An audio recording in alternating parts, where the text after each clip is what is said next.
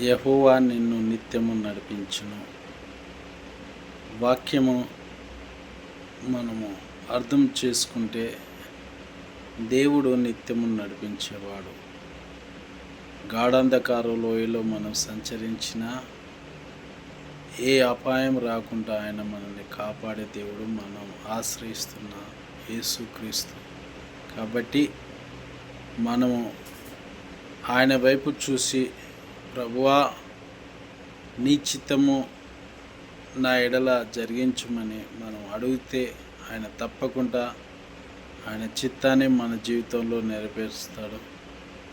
ఆది అంతమై ఉన్న దేవుడు అనగా అల్ఫా ఓమేగా ఉన్నాడు దేవుడు. కాబట్టి మనము ఆయన వైపు చూసి ప్రభువా నీవు నిత్యం నన్ను నడిపించమని అడిగితే ఆయన నడిపిస్తాడు.